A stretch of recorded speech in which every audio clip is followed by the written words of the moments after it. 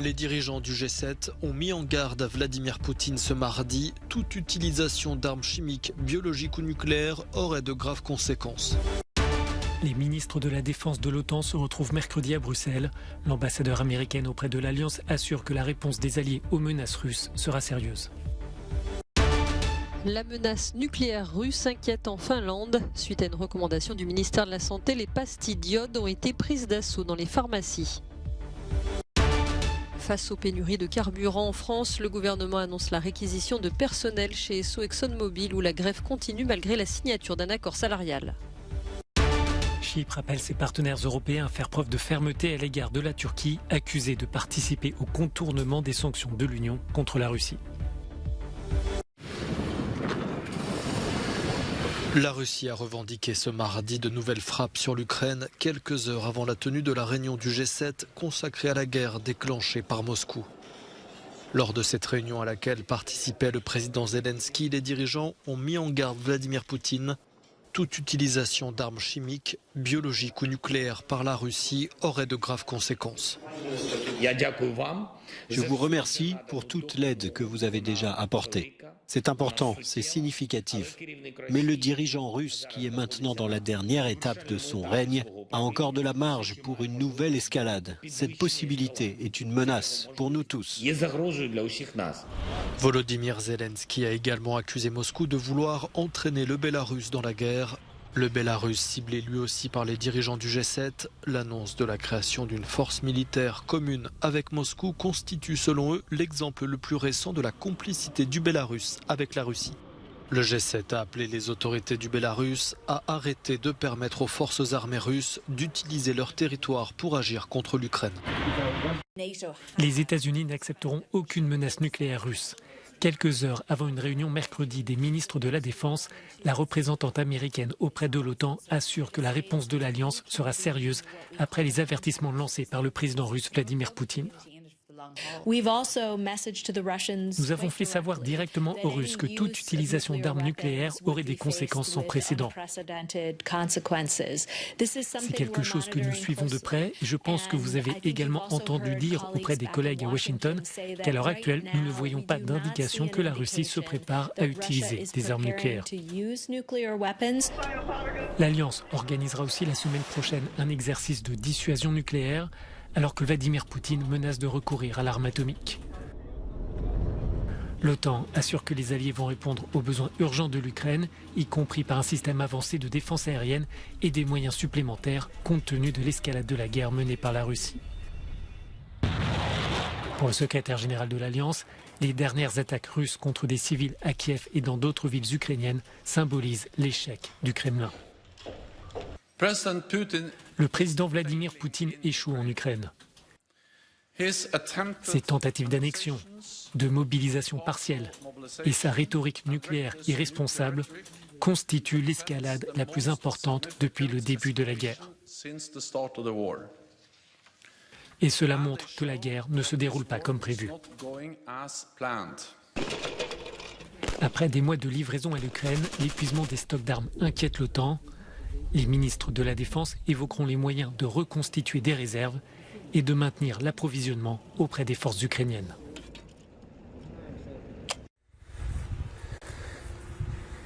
Ces images montrent des soldats ukrainiens à l'entraînement dans le nord du pays, près de la frontière avec le Bélarus.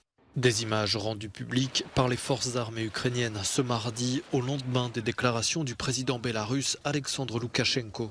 Déclarations qui ont provoqué la crainte d'une intervention directe du Bélarus dans le conflit en Ukraine. Le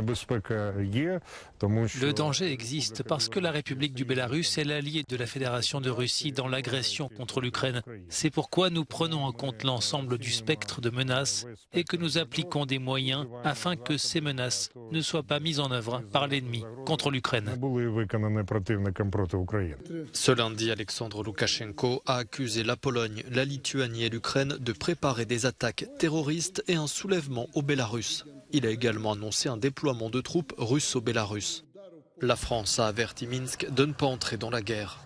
Pour l'heure, l'armée bélarusse ne participe pas au combat en territoire ukrainien, même si le Bélarus a prêté son territoire à Moscou pour son offensive contre l'Ukraine.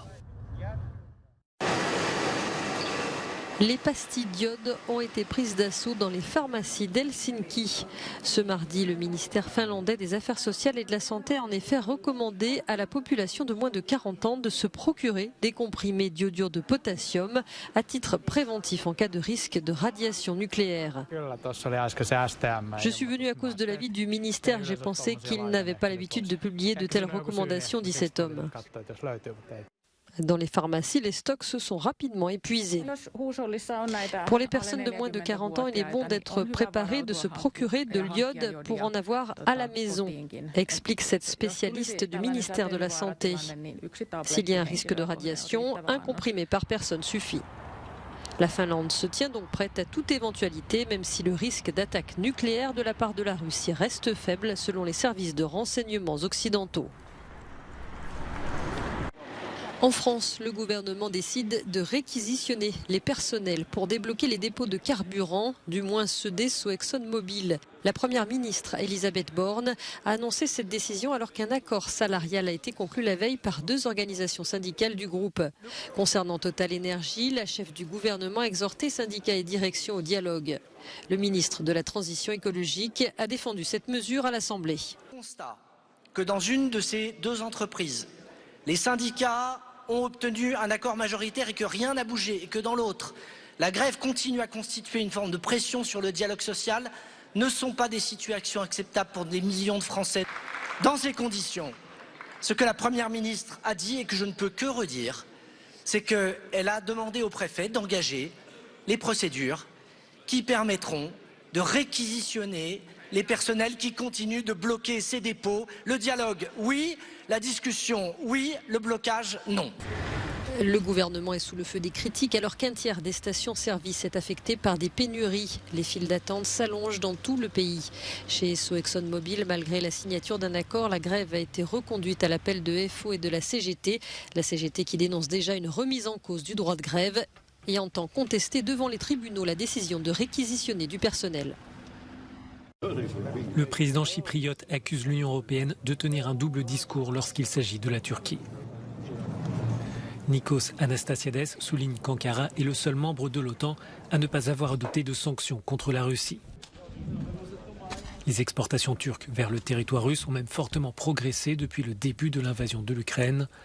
Le responsable chypriote ne cache pas son agacement de voir la mise en place de sanctions douloureuses pour l'économie européenne et dans le même temps laisser la Turquie contourner ces mesures au gré de ses intérêts.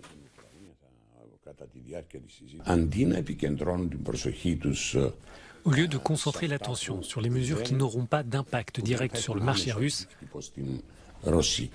il aurait été préférable de voir quels sont les pays, candidats à l'adhésion ou même pays voisins, appartenant à la famille politique européenne, qui n'appliquent aucune des sanctions. Et je vais être plus précis. Je parle de la Turquie, qui facilite en fait l'exportation de produits tels que l'acier russe vers l'Europe via la Turquie.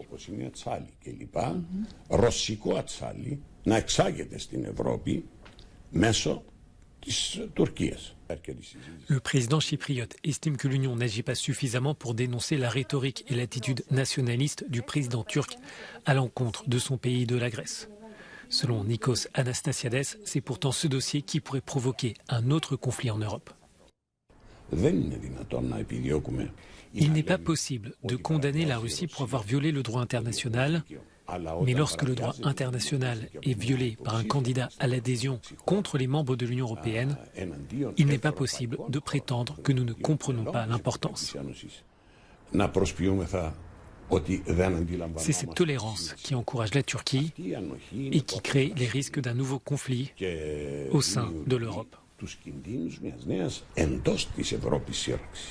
L'île de Chypre est divisée depuis 1974 et l'invasion de la partie nord du pays par les forces turques. Depuis, de nombreuses tentatives politiques ont essayé de rapprocher les 2 entités, de calmer les tensions, mais sans résultat tangible.